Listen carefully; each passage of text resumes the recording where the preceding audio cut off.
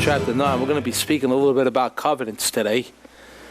And I want to start here because when we look in the Word of God to find out the whole subject of covenants, you will find that it's a very, very powerful subject that the Bible speaks about. Matter of fact, we all know, of course, that we are under the new covenant, the blood covenant. That's what we call it. Did you know, by any chance, that the term Old Covenant, the phrase Old Covenant, is not in the Bible? The Bible makes reference to something that's old, but it never says Old Covenant. The word that's used many times is the word Old Testament. Interesting enough, when you take a look at the word Testament and Covenant in the Bible, they both use one and the same Greek word.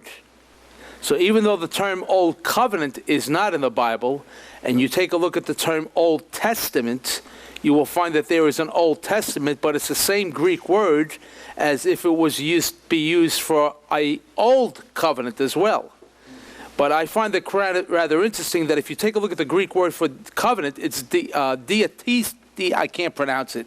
It's diatiska, D-I-D. Let me just see if I can find it here. It's D-I-A-T-H-E-K-E. That's the word for it. And this word diatika, I'm not pronouncing it right at all. It's D-I-A-D-I-T-E, T-H-E-K-E. You'll find that it has two meanings to it, two basically meanings to it. And this is the reason why the words, if you look at it in the King James Bible, you'll find that interchangeable between testament or covenant. Because the reality is when you take a look at the Greek word, diatika, it's defined in two different ways. It can be defined as covenant or testament. Now you say, what's the difference? The difference with a covenant is that it's relationship. It's relationship oriented. When they speak about a covenant, it's got to do with a relationship between two parties. Okay, so a covenant is based on the relationship that they make between two different parties, two different people. That's what that word diatika means. I don't know if I'm pronouncing it right at all, but it's the word covenant. That's why they use the word covenant in there. But the word testament is also used for the word covenant, but the word testament gives a different type of definition to it because it has got to do with when somebody dies. That the testament doesn't go into effect until somebody dies. You don't find that with the covenant. A covenant is given between two people when they're alive. But yet at the same way, this word diatika actually has got to do with those that die, that leave their last testament and will. And it also refers to the relationship that we have with Jesus Christ. Now, I found that kind of interesting because Jesus Christ has fulfilled both testaments and covenants. He, on terms of his death, we have received an inheritance. That's a testament. But in that testament, he's also made a covenant with us, meaning we enter into a personal relationship, a relationship with him that the Old Testament saints did not even have, because now through him we have been born again. Through his death, through his testaments, through his death, we've now been given the new covenant, and the new covenant, I want to say something about this new covenant, that it's no different than the old covenants. That's why the term Old Covenant is not used, because you see, God's covenants are never seen as being something old. God's covenants are never done away with. Amen, amen. Good word. We think the Old Covenant, well, that's done away with. No. That's why the term Old Covenant is not used in the Bible for, because God never does away with his covenants. That's how important a covenant is. When God makes covenant, he never does away with it. Now, you say, well, there's New Covenant and New Testament, but the real difference between the new and the old is that the way they were administered. One was administered externally, the other is administered internally. And you'll see this throughout the whole definition of the whole thing. That's why through the new covenants, through the blood, and that's one thing, that is basically, if you take a look at the word covenant, the word covenant literally means to cut. That's the basic meaning of the word covenant, to cut. And it has got to do with a sacrifice. Just like what Joshua said. The sacrifice is laid on the ground and you have got to walk between that sacrifice, because the sacrifice entails this is what happens if I break it. But does not only mean this is what happens to me if I break the covenant, I'm going to wind up like this sacrifice. It also tells the person, the two people that were walking through the sacrifice, this is what's required of me to keep my end of the covenant. It's going to take a death on my behalf. Amen. Amen. And this is what's not understood in marriage today. Marriage is a covenant. It's not, oh yeah, I love that person. Oh yeah, I like that person. Oh yeah, and they still live two different lives. That doesn't work with a covenant. With a covenant, the two become one flesh. And that's the whole idea behind any covenant that God makes with his people. The two become one. Praise God. So you see that the covenant entails a relationship. It entails a death on somebody's behalf. And at the same time, it also entails us to understand that it's going to take a death on your part, on that self part, in order to fulfill that covenant that God is about to do. Lord. Interesting, isn't it? Yes. So now when you take a look at this whole idea behind the covenant, now, you take a look at an old covenant, and God calls it the first covenants. Just like I think Joshua made mention of that the old covenant, which is never said old covenant, because God covenant again are never old. He always fulfills it. Amen. And how does he fulfill it? Through the new one. You see, the difference between the new covenant and the old covenant is this, what we call the old covenant. Now you know what God calls it. He calls it the first covenant. You don't have to turn to it, but I'll read it to you since it's in my booklet. Hebrews chapter 9, verse 1 says, "Then verily the first covenant had also ordinances of divine service and a worldly sanctuary." That's Hebrews chapter 9, verse 1. You don't have to turn to it, just listen to it. He calls it the first covenant. He doesn't call it that. That's what surprised me. I couldn't find the term old covenant at all. That's what started this whole thing. Hallelujah. It's the first covenant. You see, God's covenants never are displaced, or God never puts them away and ends them until he fulfills. Because when he makes a covenant, he has a purpose in fulfilling it. He has a purpose in fulfilling his own plans, his own will, and his own thing. So don't think for 1 minute that since we got the new covenant now, the old covenant is gone away. No. Right. What God does with his covenants is that when you see it under what we call the new covenant today, it's lifted. He took the old covenant and lifted it into its true meaning. Now, it couldn't have been lifted during the time of the Old Testament saints because they were never born again. They did not have the blood sacrifice. They were saved, but they weren't born again. They were not regenerated.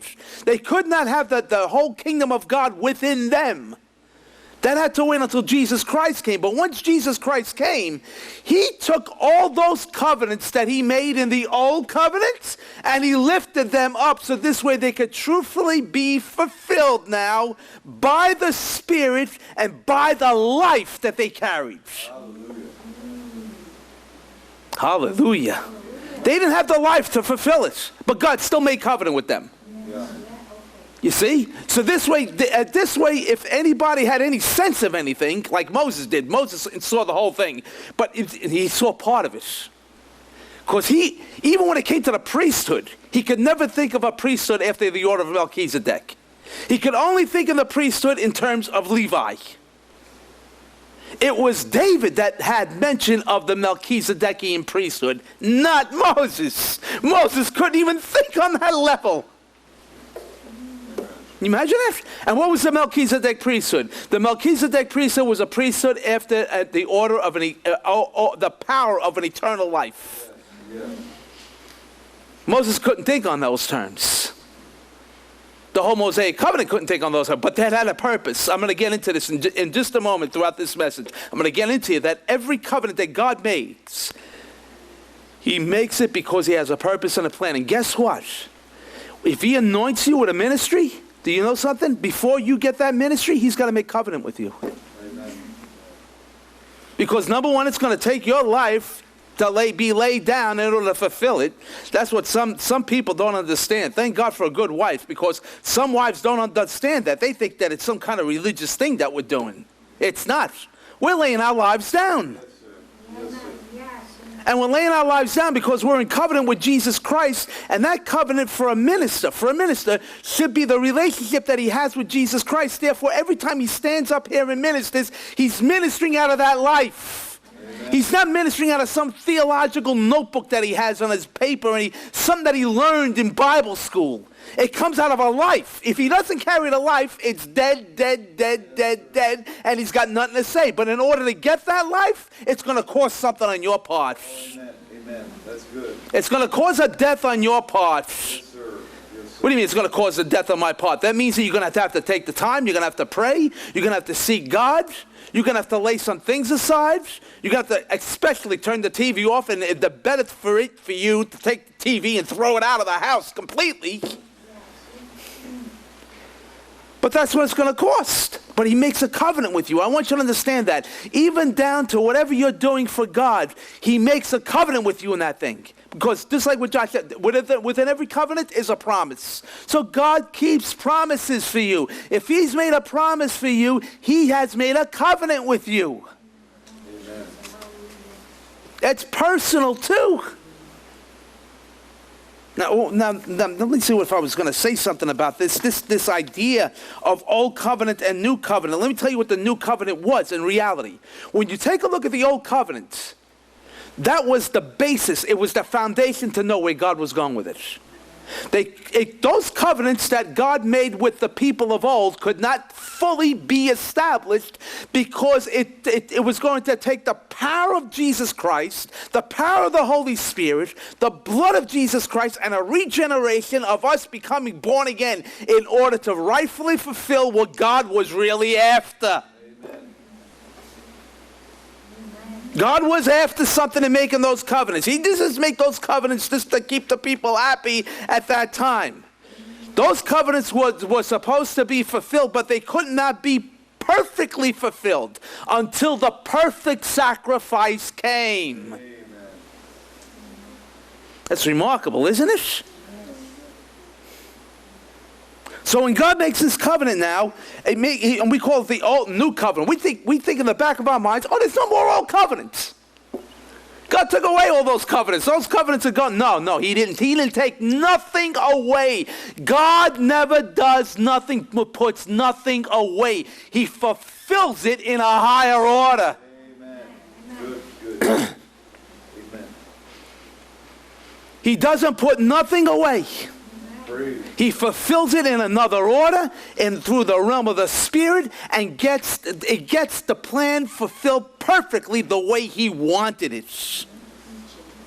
Oh, glory. So what was the difference? That's the real difference. The new covenant is actually a continuation of what God did in the old. Every covenant that you see under what's called the old covenant, the new covenant is a continuation. Glory. God didn't just take the old covenant, just swipe it, forget about the laws, forget about this. No, God took everything with him. You hear what I'm saying? Everything. You say he took the rituals? No, he didn't really take the outward external things, but he made them real to you inside of the heart. This way they could be fulfilled within and not externally anymore. Oh, hallelujah. That was the beauty of the whole thing. Glory. And you'll see this thing. So what is the new covenant? It's a continuation. Yes, sir. God simply continued it. It's amazing to me when you take a look at this. Oh boy, where am I going with this now? Listen, when the new covenant was established at the upper room, that covenant was established. The new covenant came into its beginnings at the upper room. At the upper room, when that covenant was fulfilled, you notice that who was there at the time of the covenant? The only people that were there were Jews. Right. There was no quote unquote, and I'm going to get into this today, no quote unquote Gentiles that were in the 3,000 or the people that were assembled at the upper room. The only ones that were assembled at the upper room were Jews. Nobody else was there. It had to be that way. It had to be that way. They couldn't have been nobody else. Now, the Jews, there were much of them were scattered over the whole face of the earth, even at that time. But when the day of Pentecost came, God gathered those Jews from other parts of the world, which if you take a look at them, they're Gentiles. No, they were Jews. They weren't just Gentiles. I'll get into this whole concept of Gentiles in just a moment. Nevertheless, you need to understand that they were 3,000 that were saved that day, but they were all Jews, and they couldn't have been they could not be anybody else there except Jews. Why? Because the promise that God made with the Jewish people and with all of Israel was that He said it. Even said it in Jeremiah. He said it in Jeremiah. Maybe I should read this. Let me see if I could grab a hold of it, because I want you to see that God kept His promise. The first thing that was given to the people of Israel, the first people that received the new covenant were Jews. They were Israelites. And God kept His promise from when He spoke it in the book of Jeremiah. Take a look at this in the book of Jeremiah, please. He says, I'm going to make that covenant with you. And then He keeps it in the upper room.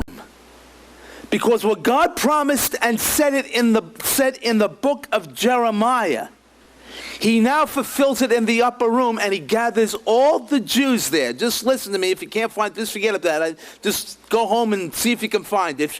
But He says, I will write my laws into their hearts, and they shall be my people, and they shall know that I am God.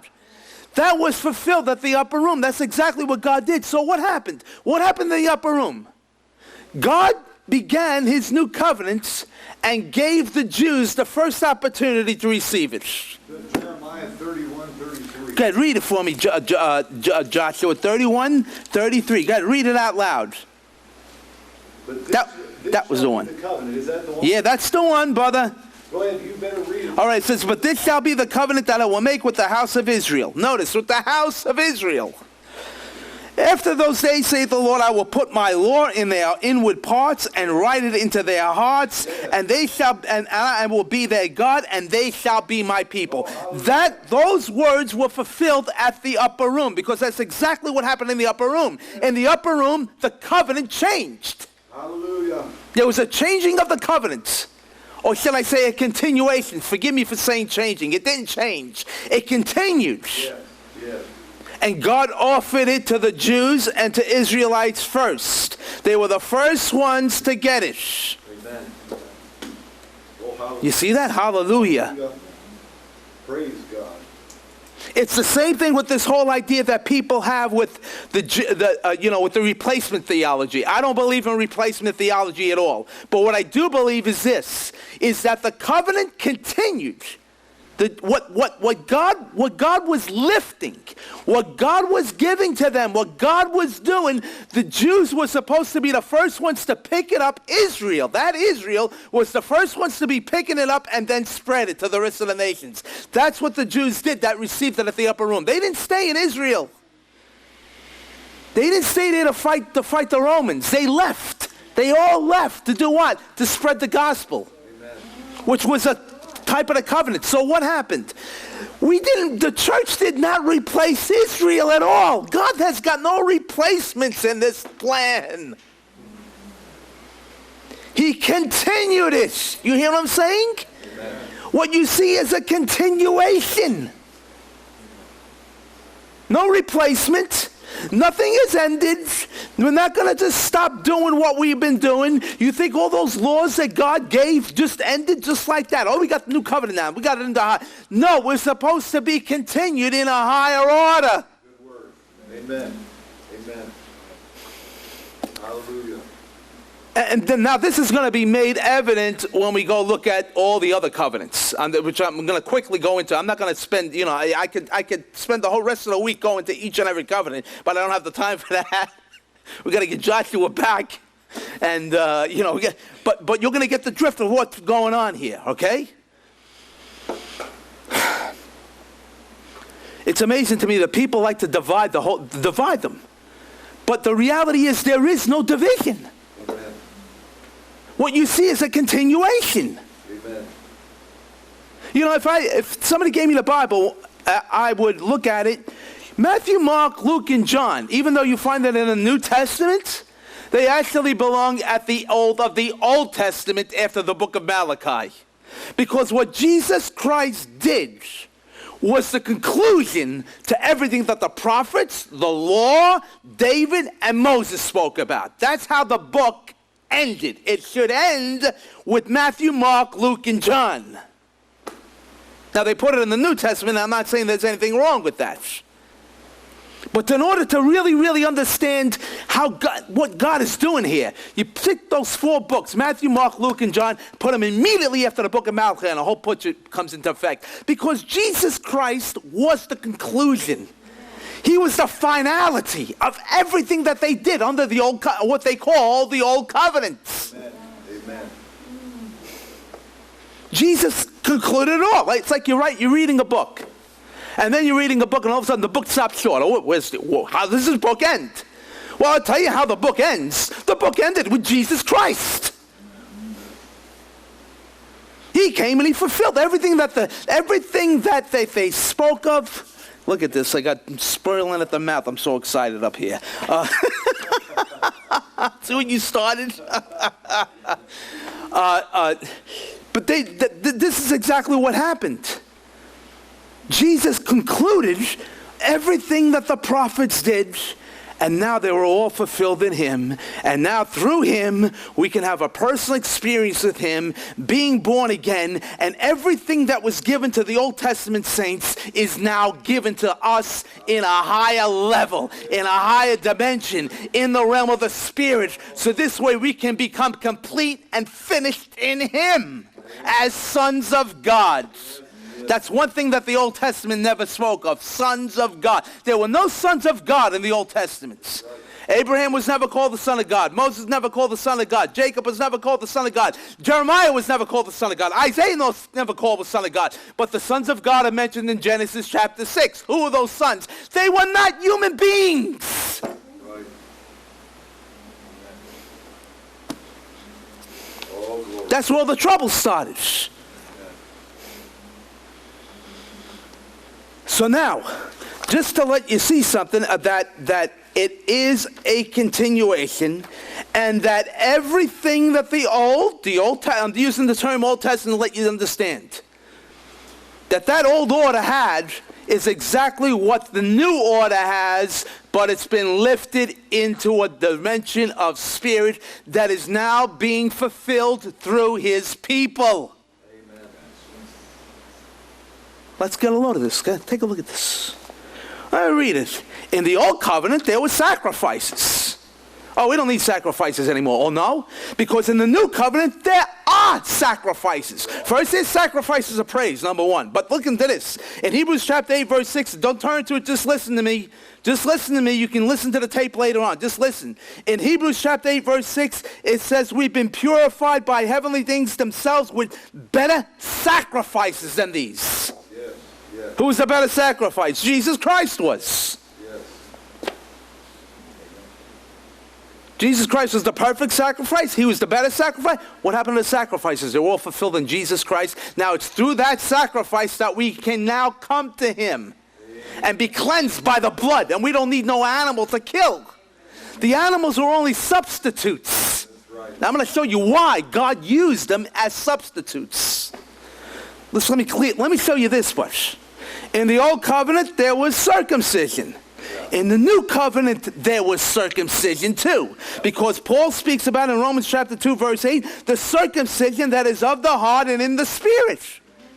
Did God do away with circumcision? No. No, sir. Now, for health reasons and for hygiene purposes, yes, it's always good men get circumcised and get it when they're first born. But that ain't going to bring you any closer to God.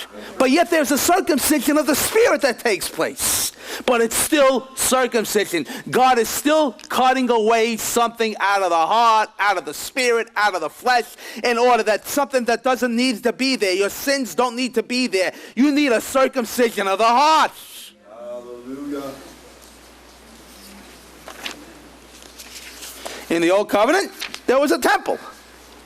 In the New Covenant, there still is a temple. Who's the temple? You are. That's what it says in 1 Corinthians chapter 3. What I'm trying to show you, nothing has changed. God did not change his plan. God did not end the covenant. It continued into a higher order. Amen. 1 Corinthians chapter 3 verse says, you are the temple of God. Oh, we don't need a temple anymore. But you are the temple. God still speaks about the temple, and the temple is you. Where does God begin teaching us about the temple? Is in that old order. The external order. That's what it should really be called. An external order. Yeah. Listen to this. They saw it. They saw the cloud of glory coming down. They physically felt the tabernacle. They literally tasted it with their mouth when they tasted the sacrifices. But guess what? Everything that they had in the external, they didn't have. They didn't really have it. Even though they touched it, they felt it, they smelt it, they had it, they could see it, they saw the cloud coming down, they all ran away. They all saw it, but they didn't really have it. We have it today, but we haven't saw it yet. Good word. Amen. Amen. See, I can't preach like this in a Zoom room, Diane. I'm sorry. Glory. In the Old Covenant, there was a priesthood, wasn't there? The Levitical priesthood. Well, what happened to the New Covenant? Oh, we don't need that priesthood anymore. The New Covenant has got a priesthood as well. It's under the order of Melchizedek. The priesthood is still there. God didn't remove the priesthood. The priesthood is still there. But what did he do? He gave us a better priesthood. A priesthood that Moses never imagined. A priesthood after the power of an endless life. Melchizedek. And that's how we minister. I pray in Jesus' name that when I minister, I pray and I minister out of the power of an endless life into your spirit and into mine too. I need it more than anybody else. Thank you, Lord. In the Old Covenant, there was Israel. In the New Covenant, there's an Israel too. Who's the Israel now? The people of God are the Israel. Who's the Israel? You are. Because Israel means those that prevail with God. And Israel is not... Israel, the nation of Israel became a people after God because of what happened to the original Israel, who was first named Jacob, and his name was changed to Israel, and he prevailed with God, and he was the first born-again person that we see in the Bible. Hallelujah. So who's Israel? Israel can't be Israel unless you have a people that are born again. Right. Unless a people that have wrestled with God and have prevailed. Not a bunch of people that say, well, my grandmother or my grandfather, check out my DNA and you'll see me there. It's not that anymore. You can't identify with God's promises in the external realm anymore. The only place where it evaporates is through Jesus Christ. You must know him in a personal way. Hallelujah. So you started? Man, oh man. And in the Old Covenant, there was a Jerusalem. In the New Covenant, there's a Jerusalem too. Because God speaks about two covenants. The two Jerusalems that speaks about in Galatians chapter 4. Let me read that to you. Matter of fact, why don't we just turn to it? Galatians chapter 4, and look at verse 24. Two Jerusalems. He says here, that, for it is written that Abraham had two sons, the one by the bondmaid, the other by the free woman. But he who was of the bondwoman was born after the flesh, but he of the free woman was born by promise, being born by the covenants.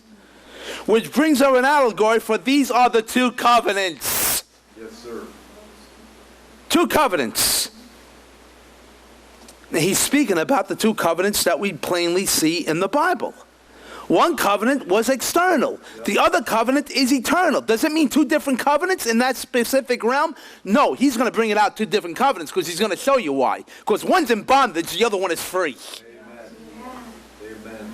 Look what he says here. He says, the one from Mount Sinai which gendereth to bondage is Agar. For this Agar is Mount Sinai in Arabia. Now we know where Mount Sinai is. It's in Arabia.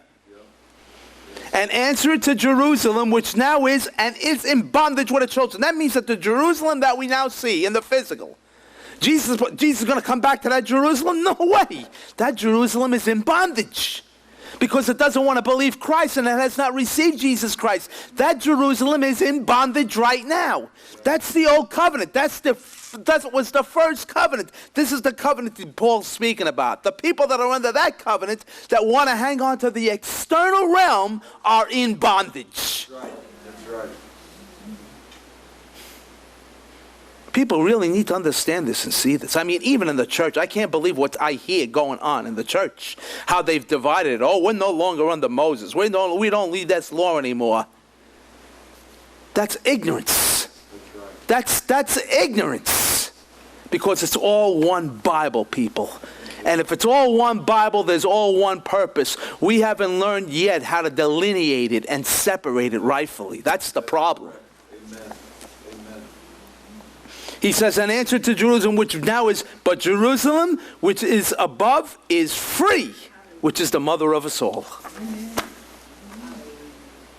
Two Jerusalems, two Israels, bound by the two covenants. One is external, the other one is internal. Now, to give more understanding concerning these covenants that God made, to understand that now we know what we're talking about. We're talking about the covenant means something that's cut, meaning it's got to do with a sacrifice. It not only means that, but it's divided into two meanings. One meaning has got to do with the relationship. The other meaning has got to do with a testament of given to us upon the death of the testator. Understanding this, that it was all flowing to be one purpose, and we had to understand where God was going with it. God laid the foundation for everything that he was going to do in that external covenants. It was all laid down. This way, when Jesus Christ came, there would have been no question about whether it was God or not. Then we would know that, yeah, this is the Lord, because he previously spoke about it. That's why he died specifically on the Passover. Christ is our Passover, not Easter. Amen. Easter's a counterfeit pagan thing that no Christian should be celebrating at all. Easter's got nothing to do with resurrection or Jesus dying. It is a pagan sex fertility celebration. That's what it is. But you know what the church did? Since the church thought in terms of Jew and Gentile, well, we got to give the Jews the Passover. We'll take Easter. Happy Easter. Isn't that stupid? This is what goes on because people are ignorant. Right. Ignorant. Never learned. Right. And in bondage. Everything that God did under that external covenant, he fulfilled it and made it a reality to us. He never did away with that, laid that foundation down. So God says, listen, I'm going to send my only begotten son that's going to die on a cross, resurrect, and then ascend. I'm going to show you how I'm going to do it. And the whole pattern was seen in the Passover. The whole pattern. Amen. That's why Jesus had to die on a Passover. He couldn't die any other time except the Passover. If he died any time else other than a Passover, he wouldn't be your Messiah. He wouldn't be your Savior. Right. But you see, we got this thing so separated between who's a Jew, who's Israel. I heard one stupid, forgive me. I heard one preacher say, well, you think Jesus is your Messiah? He's not your Messiah. If you're a Jew, he's not your Messiah. What nonsense. The word Messiah means anointed. You better believe he's your Messiah, because then you wouldn't even be anointed to even carry the message. And this preacher comes up, a very popular one too. Oh, he can't be your Messiah. That Messiah was promised to the Jews. Stupid. This is what's given to the multitudes of the people. Yes, yes. And you know why it's been given to multitudes for? Because God gives people the idols of their own hearts. So if you got idols in your heart and you want the preacher to just give you stuff that you're going to say amen to without getting your mind renewed, you got the right minister that God will give to you, so this way you stay in that bondage. Hello? Amen. God gives you the idols after your own hearts. Well, anyhow, when you take a look at these covenants now, since we're beginning to see that it's all one work, that's the way I want you to see it. I don't want you to see it as two different things. All this, put this covenant here, this covenant there. We don't need that one anymore. We throw this one out. We'll take this one. When you see it as one divine plan and try to put it together, that's what I want to show you right now. I want to show you how God put the whole thing together to be one divine plan that he was going to fulfill for all of us, for the sons of God. Hallelujah. Not one for the Jew, one for us, one for those, that time we go on, and now we got arguments that unbelievable people don't even know what they even believe in anymore.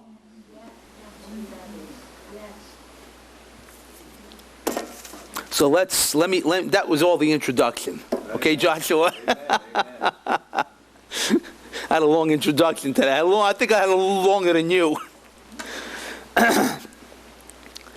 But anyhow, when you take a look at the word, now since I showed you just look at the word. If you ever do a study, the first thing to do, and I always encourage you to do this, go to where the word is first found in the Bible. And I call that the principle of first mention. Well, I don't call it. That's the way they normally call it. They call it the principle of first mention, the first place where that specific word is used in the Bible. Because that place where you first find it in the Bible lays a foundation down for every place else where it's going to go. So that's been my habit, so to speak. When I'm going to look at something or study something, I want to know first where the first word is mentioned. If I don't find that word in the Bible, then I got a big problem. The people that I got to preach to have got a big problem. And the church overall, if they believe it, has got to be even a bigger problem. Because somebody's telling me about a rapture. Show it to me in the Bible. Show me the word rapture in the Bible. Then we can talk. The word rapture is not in the Latin. It's in Latin. We don't use Latin, my friend. All we use is Hebrew and Greek. That's it. You can't tell me that the word rapture is something that you can turn into a doctrine. Now, if you want to use that word, fine. But to turn it into a doctrine and make it become the centerpiece of what God is about to do, how in the world have we accepted this thing? I don't know. God is saying something more, and people's ears are shut to it. So you'd be surprised if you go looking for words. That's how it started with me, with the rapture. I couldn't find it. I couldn't find half of the words that they were talking about. I said, I got to take a step back. I got to put everything on a shelf, and I got to wait to see what's going to happen. Because you can't preach on something that's not in if the word is not in the Bible, where are you going to go with it? Where are you going to go with something like the rapture? If that word, it's not an issue of whether there's going to be a rapture or not. That's not my issue. We're all going to go up. Okay, praise God. We're going to go up. The problem that we really should be addressing is why isn't that word in the Bible? That's the question that we should be answering. Not whether there's going to be a rapture or not. That's not the issue. The issue is the word is not in the Bible. So when I did this thing on covenant, I was thinking along those terms. I wanted to find where this word was used first in the Bible. Covenant. And guess what I found? Guess where I found the first time that the word covenant was used? The word was covenant. The word for covenant was first used during the time of Noah. Let's take a look at Genesis chapter 6, verse 18. Now look at this. This is where it starts to become rather interesting. And now when you begin to put some of these things together that I'm about to share to you, now you can see it as one big plan. You hear what I'm saying? One divine plan. God did away with the rituals, but he did not do away with the law of that ritual, which when lifted, it represents and it speaks of Jesus Christ. Did you hear that? Amen. He did away with the ceremony, but he didn't do away with that law that entailed that ceremony, because when it properly understood, it reveals Jesus Christ. Everything in this Bible points to Jesus Christ. Amen. Everything. So you just can't cut it up, throw it out. We don't need it anymore. God is done with it. No such thing.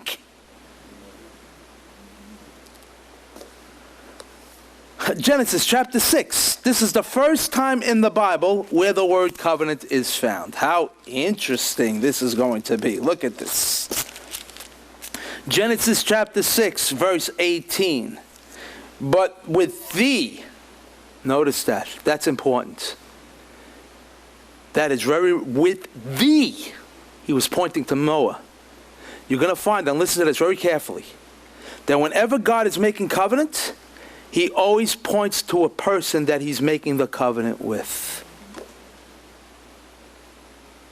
He just doesn't make the covenant, and that's the end of it. You always see him making a covenant with somebody. He doesn't make a covenant with a whole congregation. He doesn't make a covenant with whosoever will that comes, and that's the end of it. He makes a covenant with a specific person. In this case, he's making a covenant with Moses. But that covenant with Moses is going to be the foundation of what God sought to do through this covenant. That's why I said every ministry anointed by God has a covenant. Because it's got a purpose and a plan to where God's people are going to be perfected in some place or another through the voice of that messenger. Amen. It says, look at this, but with thee will I establish my covenant. Now let me stop it right there. Let me say this. Here he tells Noah right now, I'm going to establish a covenant with you. But the reality is he did not make the covenant right there. The covenant was made after the flood, not before the flood. Oh, man. He says, I'm going to make a covenant with you. Okay, where's the covenant? Wait, Noah. Wait till I destroy everything, then I'm going to make the covenant with you.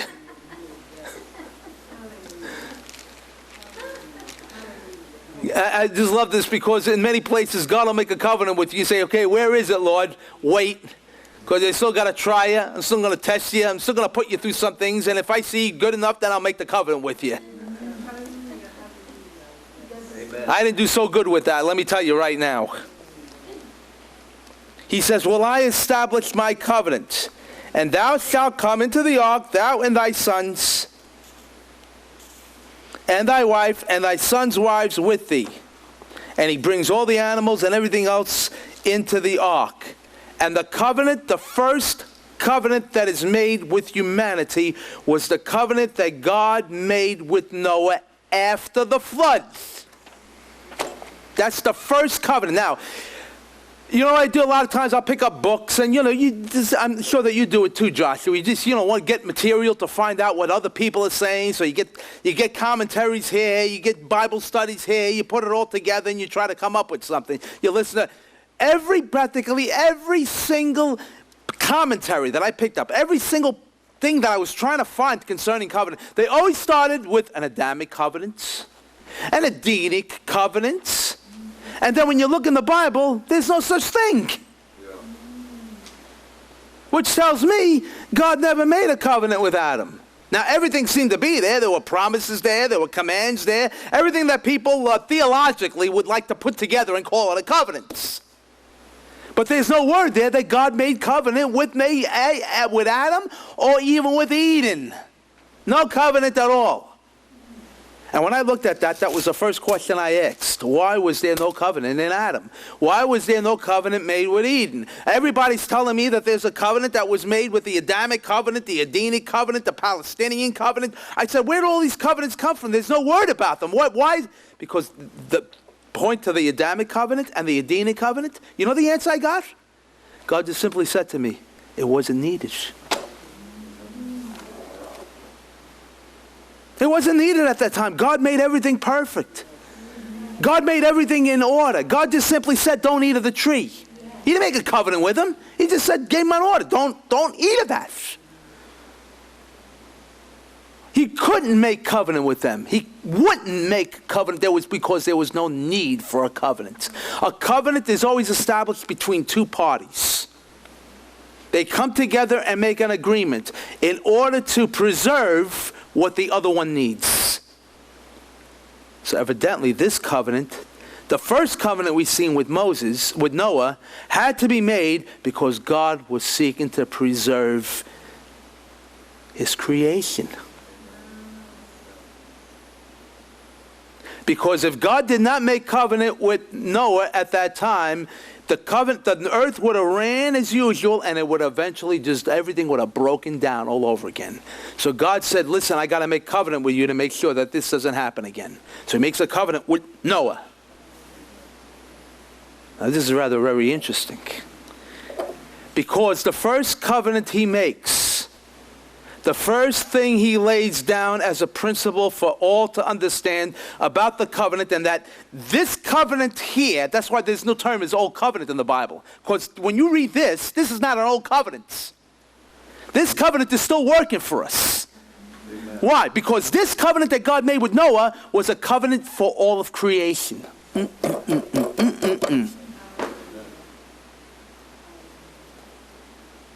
It was a covenant for all of creation. And Jesus perfectly fulfilled it when he died, rose again, and was ascended. That sealed it right there. Amen. Because God was seeking to preserve the creation. So he makes a covenant to ensure that the creation will no longer be destroyed again the way it was before. Noah, I'm going to make a covenant with you. But Noah is not the only one that's included in the covenant. The whole creation is. So he uses the one man to establish the covenant that he wants to make with the whole creation.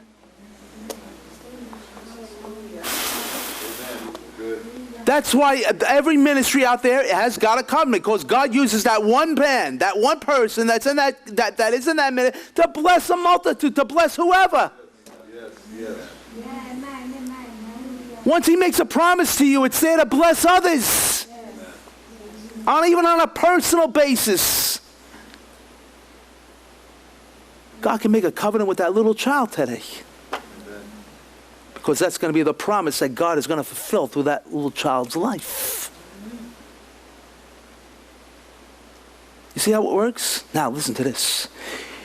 When he made the covenant with Noah, it included the whole creation, inclusive of animals and man and trees and plants. Anything that had life in it, God was going to preserve that life.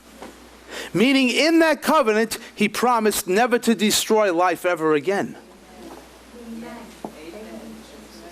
And now it's perfectly being fulfilled through Jesus Christ. Is it not? Is it not? Now let me say something to you. Now what did they do with the old covenant, with the so-called old covenant? They used animal sacrifices. Why was God able to use animals as substitutionary sacrifices to point to what the Lord was going to do? You know why? Because God made the covenant with them right here. Did you know that God made the covenant with the animals too? It was for all of creation. That means that the animals were inclusive of it. Not only were the animals inclusive of it, but in the Noahic covenant, this is the first time where you are able to eat meat. They didn't eat meat before the flood. That's why I'm sorry, vegetarians, I don't believe in vegetarians. Now, if you want to eat healthy, that's one thing. But to put yourself completely and totally on a vegetarian diet without no meat, it's unscriptural, it's unbiblical, and it's unhealthy. Because God has commanded us to eat meat. Ha, ha, ha.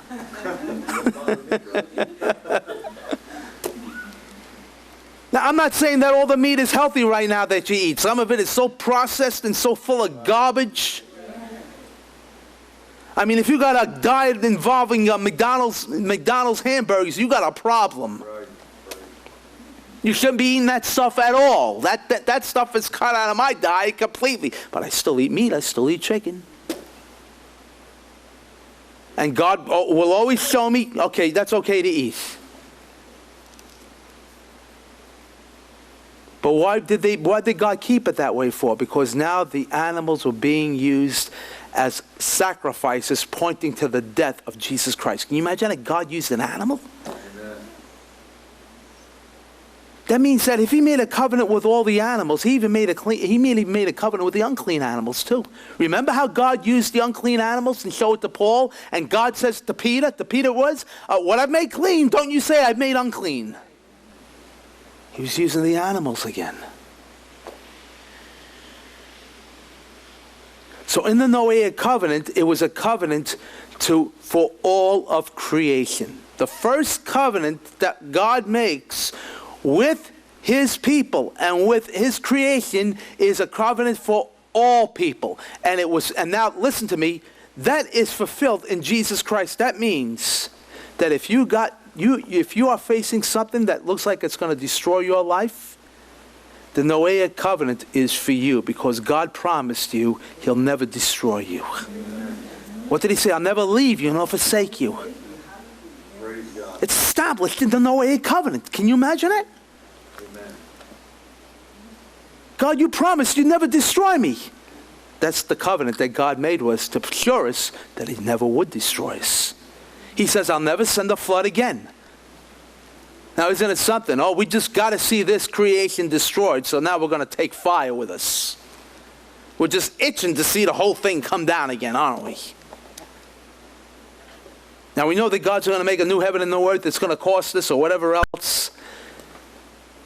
But that promise still holds to the very end. God said he would never, never destroy the creation again. The new heaven and the new earth doesn't mean there's not going to be a new earth and not be an earth anymore. Amen.